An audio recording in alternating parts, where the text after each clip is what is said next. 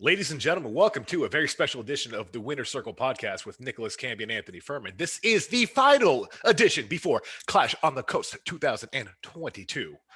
Welcome. It's already here. I guess April came by so fast. The past 6 weeks, like the 6 week window leading the Clash, has just flown by. It's like the busiest time of the year.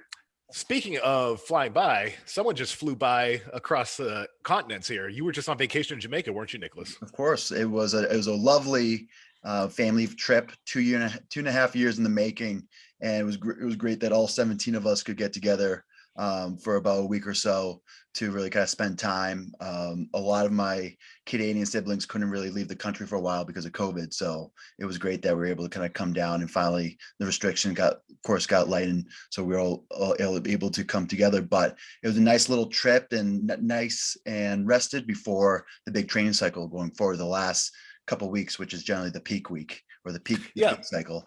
I was gonna ask about that. So for you, let's see, today's the 8th. So you essentially have 2 weeks, right? Like in 14 days, it's game day.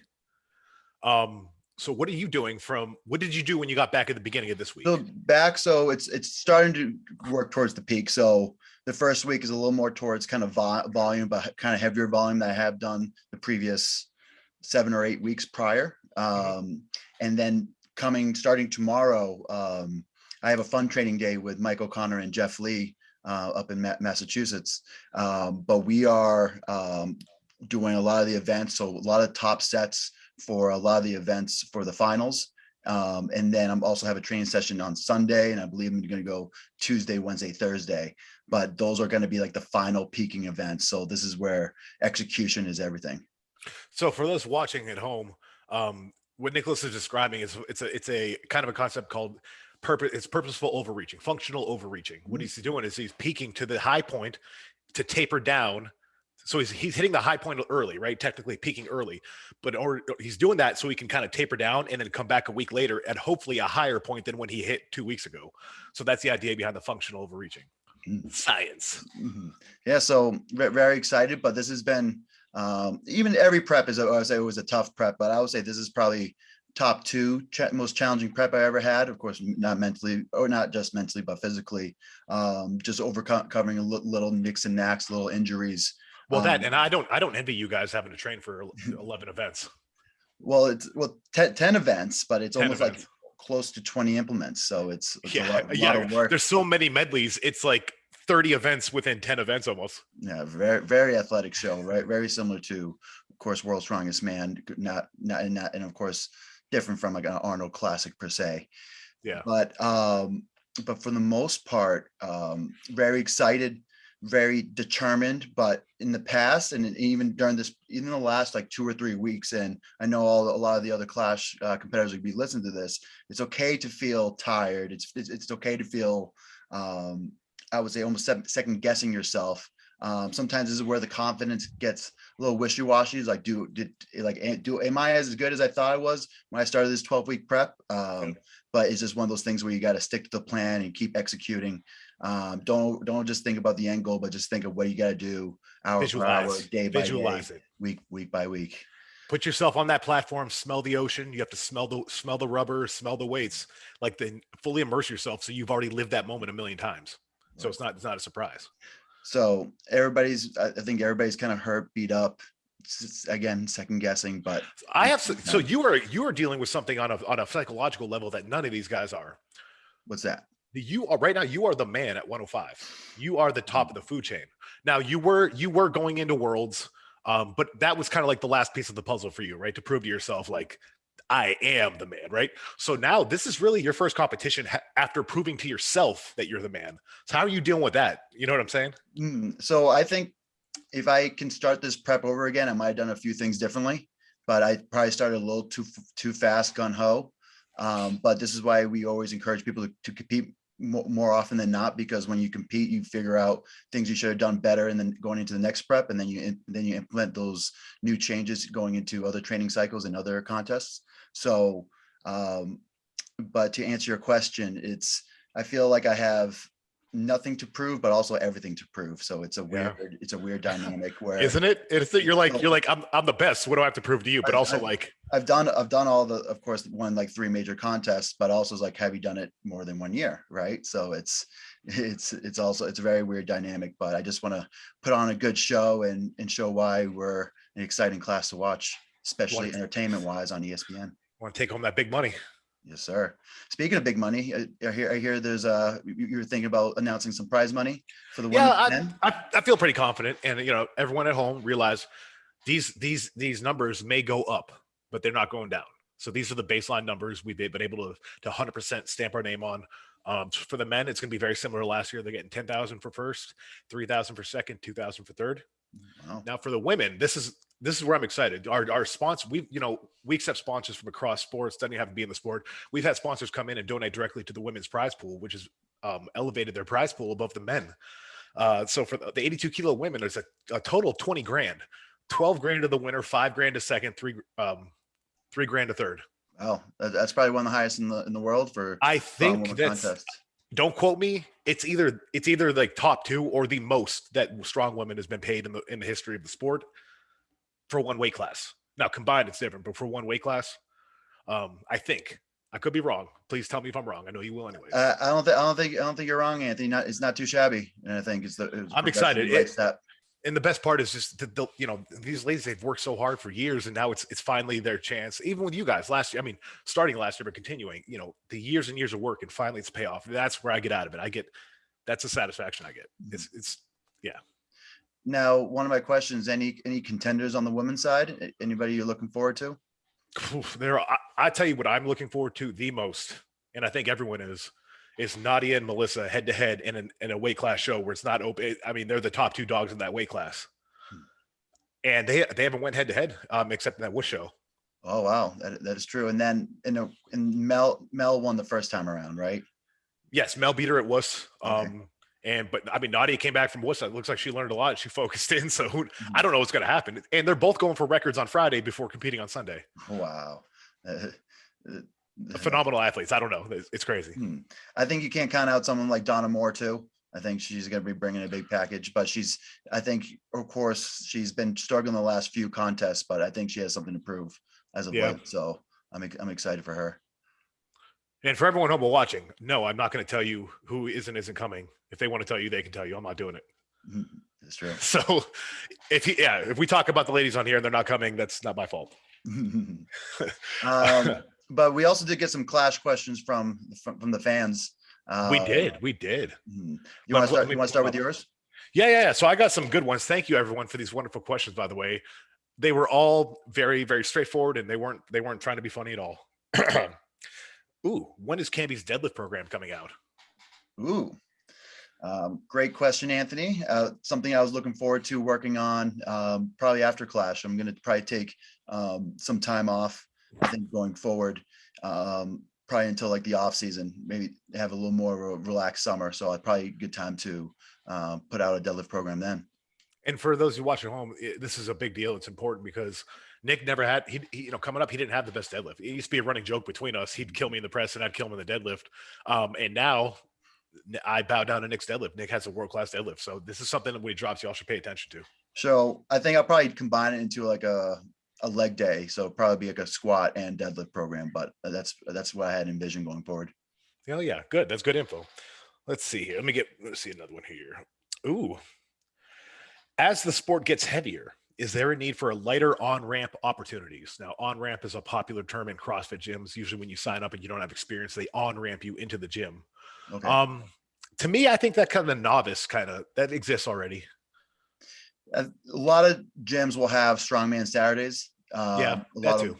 Especially there's lately, of course, we have one of the guys going for a deadlift American record, the Greek Goliath. He would have him over at Top Strength in Rhode Island. He would have Strongman Saturday every Saturday, and so those are great opportunities at any gym to really. They really are. Everyone's welcoming, and they'll teach you. Yeah. So that's probably the best way to gain experience, and Saturdays is the best time to do strongman. Yeah, Saturdays and Sundays, depending on your work schedule, right? Yeah. Let's see. About to make the jump from 220 USS to 231 Strongman Core. Eating tips that helped you. Honestly, find the thing you like the most and can make work in your diet, and that's what your bulk is. For me, it's ground beef. I can eat ground beef a few times a day for months on end, and it's not that big a deal. I can't do the same with these chicken or even steak. Interesting. I like top sirloin, but when I went to 4 meals a day, that really helped. And I say four like regular meals, so maybe a breakfast, a lunch, something at 5 p.m., maybe something at 9 p.m. or 10 Yeah. p.m. Whenever I'm done working out, I work out at night. But that's what I found the biggest difference is when I up the meals, and then of course I have protein shakes and snacks in And a between. lot of it, honestly, a lot of it, I hate to sound like an old boomer, but it's timing. It's important to get your carbs in up to 2 hours before a workout and get the protein in after. That's when your body's primed to use it the best. And most people don't do that because, life. Yeah, most anabolic we have within 2 hours after the workout. Yeah, but it is important to actually take care of your body in those windows, especially if you want to get to the top. That's just how it is. Advice for someone getting into strongman.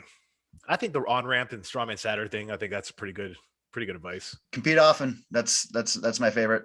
Yeah, just be around those who are in the sport, really. But just not. But you don't only find out by yourself when you compete, but you also gain a great network of friends, other competitors, people that you can reach out to for more knowledge. And then, I've traveled to, of course, even when we started being friends, I traveled to Florida to, of course, train with you, and then I've traveled many other places. So once you build that network of friends, you can really make of course, kind of a fun habit to same here. travel and compete.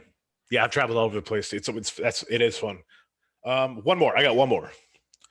How do we feel about Jeff Lee making it onto the podium at Clash? How do we feel about Jeff Lee? Jeff Lee, he's good. He's going to be in my group, so I think it's going to be tough. It's going to be a battle between me, him, and Saxon. So if he has the best one of us. I think that's what it comes to. And you can't forget about Johnny. And it sounds like we have a pretty good, I forget his name, a pretty good foreign national coming as well. So he really has to be on the top of his game. But I feel good if Jeff gets a rep on the dumbbell, he'll be fine to make it. Podium.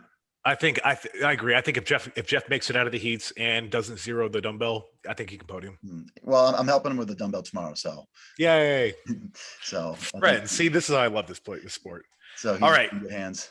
So now we're going to move on to Canby's fans. They're probably a little more polite. Sure. So first the Clash questions, and then we have a little bit of kind of random AMA Clash questions. So the car yoke last year, someone asked how much it weighed. Was that 820? Yeah. 820. All right. 820 pounds. Favorite food the night before competition. For myself, it's steak and potatoes. If it's more than one day of competition, I like Italian food, maybe the second day or third. We're going into the third day. What about yourself, Anthony? I was a fan of just a cheese pizza. Ooh, excellent. Yeah, just get all them carbs in. You still get a lot of fats that way, but if you go cheese, it kind of saves your gut from those processed meats. I'm going to ask you this question because I'm curious in terms of what you're looking forward to in terms of events to watch. But what events are you looking forward to the most besides overhead events? So when I got asked that, I think what I'm looking forward to is deadlifting and squat, just because I like to put comprehensive programs in terms of peaking for those events. So it really kind of justifies if I did a good job peaking. But what about yourself, Anthony? What do you look forward to watching? I think I'm most excited for the sear dumbbell and the squat, actually. The squat, because I know a lot of guys embarrassed themselves last year.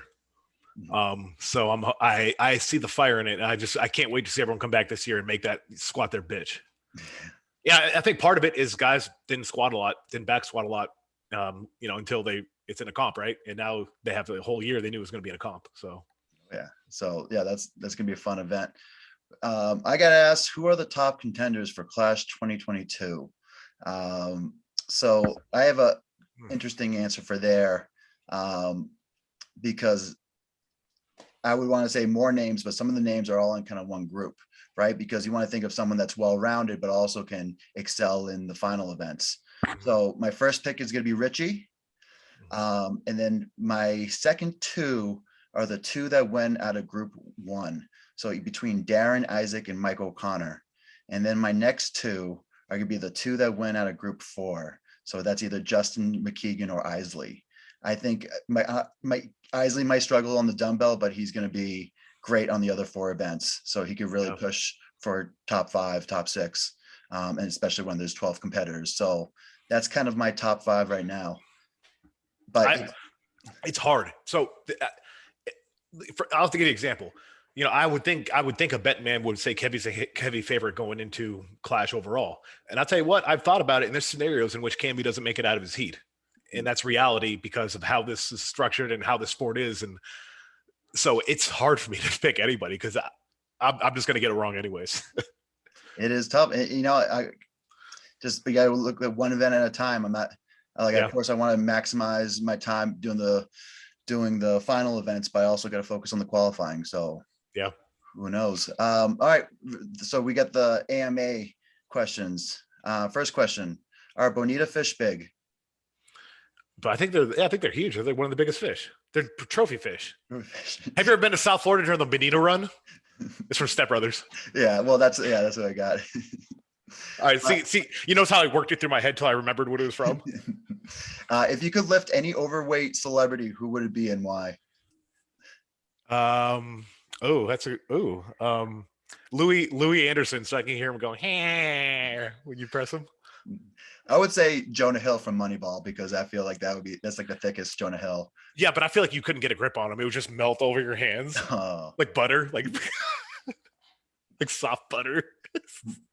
This question is for me, but we'll use it for both. What's the biggest you ever were, Anthony, in terms of weight?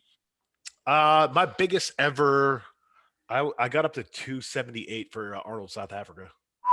That's a thick boy. I would say Arnold 2018. I was 265, but I would hit 270 points in the training cycle. And then my last question is: Anthony scared of you and he going 90 kilos? He looks like in his Insta picture. So they're saying that you look skinny. Are you going 90 kilos? No, I'm not going. I'd never listen. I would never give up the 105. I'm joking. I'm not going 90 kilo. I'm just managing my weight for my knee and for my goals. Just you want to look good on the beach for Clash on the Coast. That's part of it, but also I actually do have an announcement. Ooh, tell us. I can't say it yet. Okay, not yet. Yeah, for another episode. Yeah. So it'll be interesting. Of course, our next talk. Is this going to be me and you and talking, or are we going to be interviewing the next champion? Who knows? Oh, are you going to do that? If someone beats you, are you going to have them on the show? Oh, absolutely. I love this. Is why we're friends. We have to. Yeah, everyone. Take note of that. We'll just turn into the has-been show.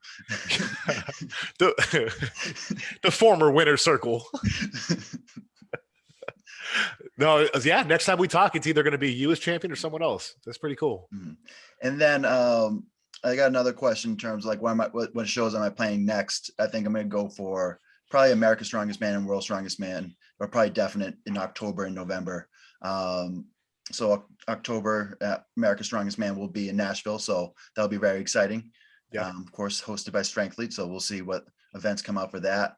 And then, of course, hopefully I can kind of repeat the title and tie Anthony for 2 World's Strongest Man titles, but that's no easy feat. It's not. The second one's harder than the first, I'll tell you that. And that'll be my fifth contest at Worlds. Again, I got to make it there in one piece. That's at this point in your career, that's a struggle, right? You're already strong enough. Now you just got to stay healthy. Oh yeah. But those are all my questions, Anthony. Anything else you want to point out? Anything you want to say to the people? Yeah, just as always, thank you everyone for watching, tuning in to listen to a couple of jack-offs talk about stuff that they love and you love. So I appreciate it. I really do. Awesome. Well, of course, stay tuned for Clash on the Coast, which is 2 weeks exactly from today. On Saturday, it's going to be live on ESPN. So it's going to start on ESPN 3 from 3 to 5. Yep, Saturday the 23rd, the men's the 3 to 5, ESPN 3, and then as soon as the Tyson Fury fight is over, they'll be re-aired as live right after the Tyson Fury fight, and the Record Breakers will be live Friday night, ESPN 2 from 7 to 9 p.m. You heard it here, folks. Well, tune in, and we will catch you guys till next time. Yeah, buddy.